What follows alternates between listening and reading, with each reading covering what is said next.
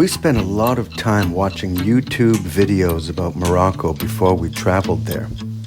We couldn't help but notice that most of these videos are made by reasonably young people.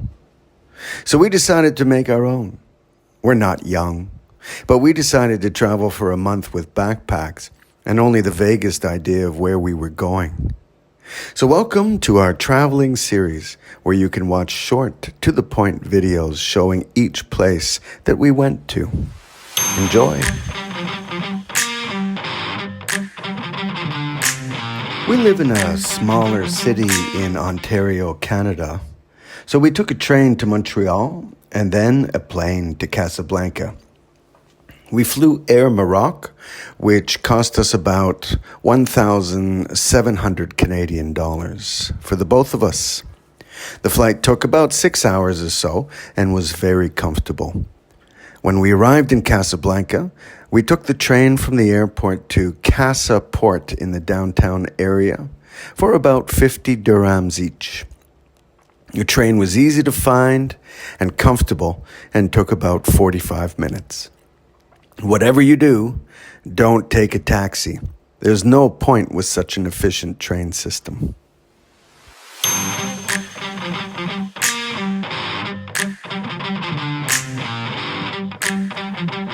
We stayed in the Odyssey Central Hotel, about a 15-minute walk from the Casa Port train station. We paid about 80 Canadian dollars a night and spent 2 nights there. Here's the view.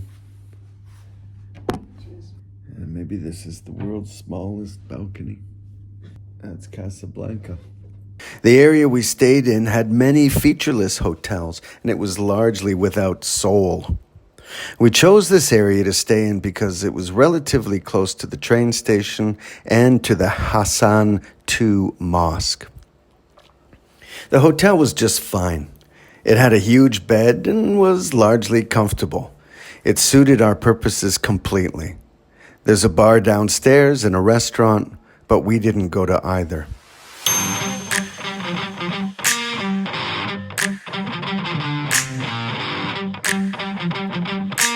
Because there are so many hotels in this area, you'll find a lot of restaurants serving a wide variety of food. Even during Ramadan, we did not have a problem finding something to eat. If you're looking for something a bit more traditional, to get a feeling that you're actually in Morocco, we suggest dropping into Étoile du Maroc, just near the hotel. Good food, nice people, and great ambiance.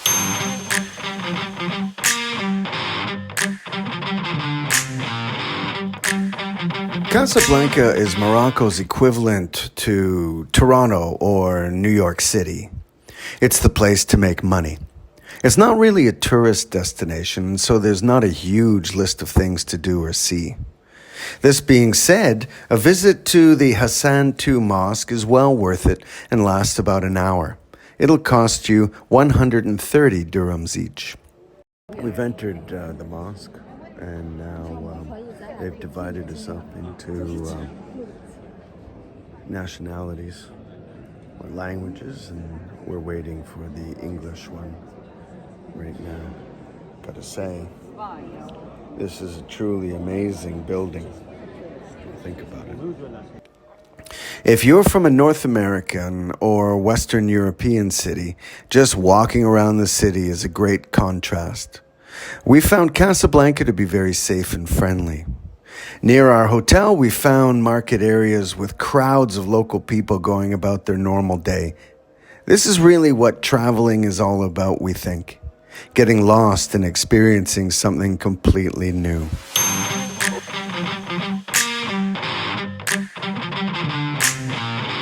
We were a bit surprised at how featureless Casablanca is. I guess in a sense, we thought that the place would be more interesting than it really is. Well, maybe this is because of the movie. That being said, it's still an easy introduction into the country, as transportation links are great and food and shelter is easy to find. Another surprising thing is communicating with local people. We found that after Arabic, French is the most common language in this city. Spanish would be third, and English maybe is used in tourist places, but not as much elsewhere. For Canadians, our advice is to brush up on that high school French before coming.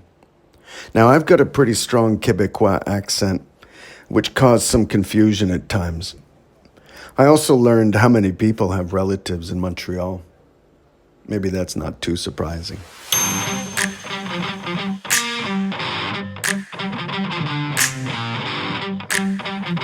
At no point in our few days in the city did we feel any danger or really anything negative at all. Maybe the only thing to watch out for is the traffic. This is a fast-moving major city and drivers are in a hurry. Chances are you might feel not completely confident when crossing very busy roads. The trick here is to look for locals, stand next to them, and do whatever they do. Remember, don't stop suddenly and panic. It'll confuse drivers as they won't know what you're doing.